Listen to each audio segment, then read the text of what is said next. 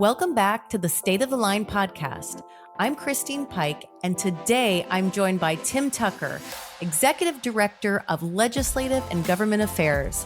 Tim, welcome to the podcast.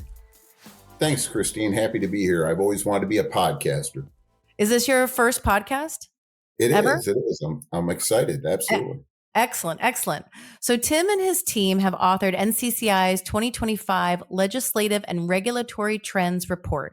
It is one of our most widely read reports, and this year's edition is especially timely. The legislative and regulatory landscape continues to evolve. It's top of mind for workers' comp professionals, and that is why we have our expert here. So let's dive in, Tim, about what's shaping the conversation in 2025, and also why it's so important. Yeah, Christine, I think that's a great way to characterize it, the big picture, because, the way that we analyze over 1,000 bills a year and proposed regulations, I consider it a big funnel. So we have all these bills that come in, and what comes out at the end of the year is about 10% of the 950 pieces of legislation that we're currently monitoring, as well as the 150 proposed regulations.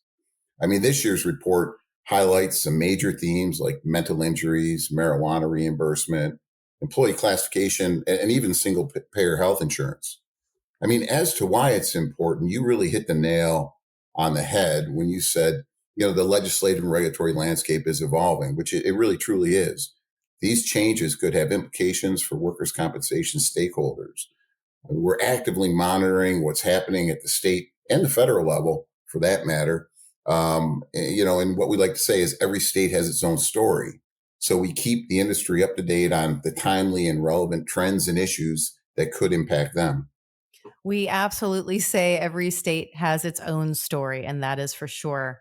And for our listeners who haven't read this report in previous years, there is so much information in it. We're going to get into some of the topics that Tim mentioned, but really it's just scratching the surface. So please head over to the show notes, take a look for yourself. And Tim, I've completed my shameless plug of the podcast, so we can move on.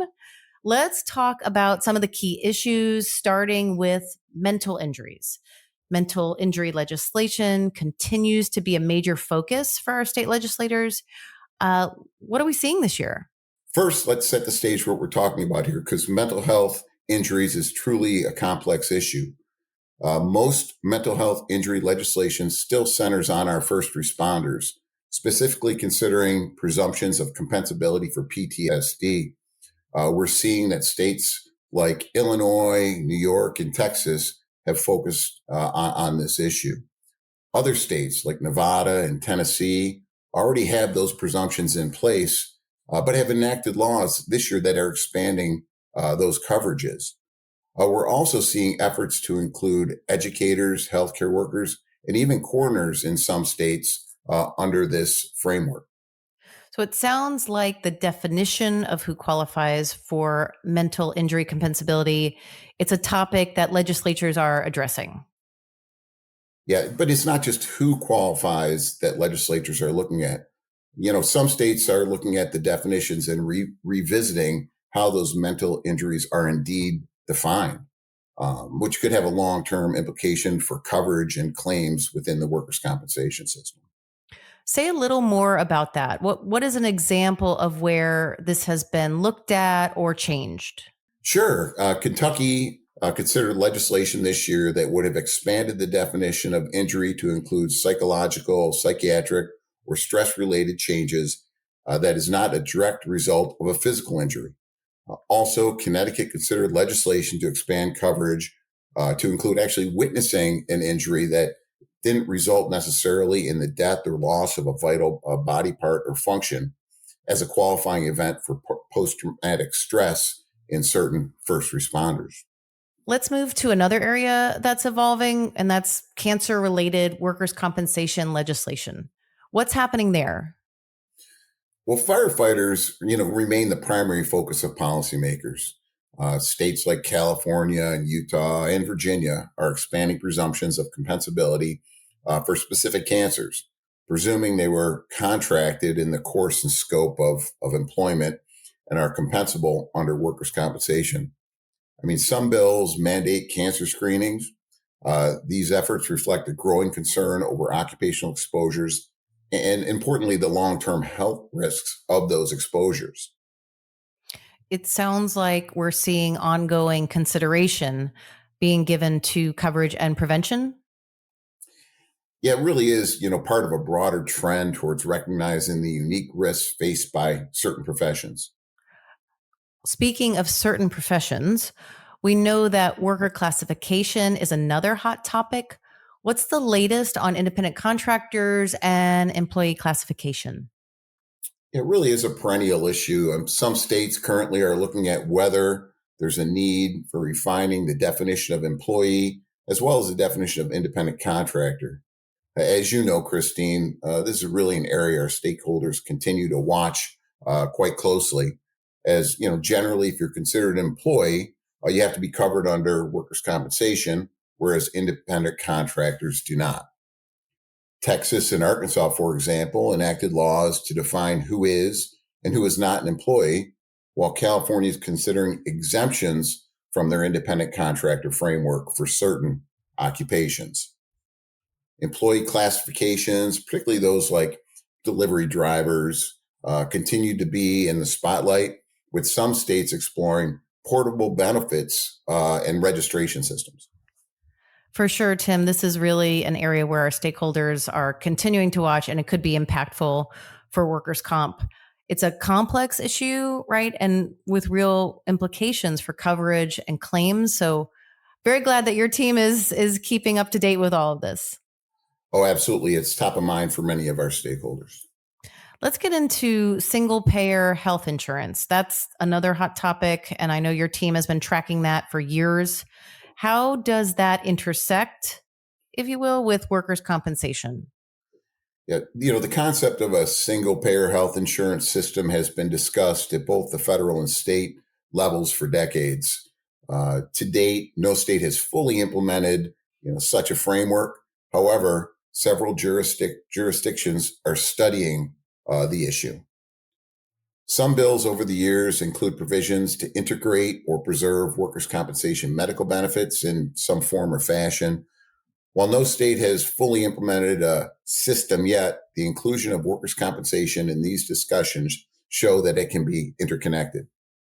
It's definitely something to watch, especially as healthcare reform continues to evolve. Let's talk about marijuana, both legalization and reimbursement. What does that landscape look like? Yeah, well, consideration of the frameworks for recreational and medical marijuana legislation continues at a pretty good clip. States like New Hampshire and Pennsylvania have been active in this area this year. Additionally, the issue of reimbursement of marijuana is a hot button issue. Some states explicitly exclude it from being reimbursed. Some states permit it but don't require it, while others like New York and Massachusetts are considering mandates for coverage under workers' compensation. So, as you can see, policymakers really are looking at this closely and have not coalesced around one approach. So that's something that I've been wondering about. Legalization doesn't always mean coverage for marijuana as a workers' compensation medical treatment. That's an important distinction. Do I have that right? Yeah, that's exactly correct. There's really two things at work here. One is to legalize its use, whether for medical or recreational purposes, but the other is whether legal marijuana should be a treatment in the workers' compensation system. And we've seen not just state legislatures grapple with this issue, but also the courts are weighing in as well. In a similar vein, we've heard about psychedelics and those are emerging. So why is that relevant to our industry? Yeah, well, not directly tied to workers' compensation. States like Colorado and New Mexico have legalized psilocybin for medical use. Others are studying its therapeutic potential. NCCI monitors these trends for future implications, especially as a mental health treatment. So, as you can see, that as the awareness of mental health becomes more central to the workers' compensation system, policymakers are looking at what treatments out there could be helpful to those who are afflicted with those type of injuries. It really is fascinating to see how quickly the space is developing. And once again, I'm glad your team is looking at this. Before we wrap up, what are other emerging issues that we're keeping an eye on? Yeah, there's a few out there, Christine. We're seeing movement on alternative insurance models, AI in insurance, which seems to be pretty much everywhere these days, heat-related injuries, and emerging workplace violence. For example, California is considering presumptions for heat-related injuries in agricultural workers, and New York passed legislation addressing PTSD related to workplace stress. These topics may not dominate the headlines yet, but like we see, it starts with a slow roll, and this is gaining momentum. For sure. And I need to do one more shameless plug. You mentioned heat-related injuries. We do have an article on ncci.com that talks about adverse weather, and we will link that in the show notes. So, Tim, this has been incredibly informative. I know you are super busy, and we really appreciate your time. For our listeners, the full 2025 Legislative and Regulatory Trends Report is linked in the show notes, along with the adverse weather report. And if you have questions for Tim and his team, please send them to insights@ncci.com, and we'll be happy to get back to you. Tim, thank you so much again for joining us. Thank you, Christine. It's always a pleasure. Thanks for tuning in to the State of the Line podcast. We'll see you next time. This podcast is the copyrighted material of the National Council on Compensation Insurance, 2025. All rights reserved.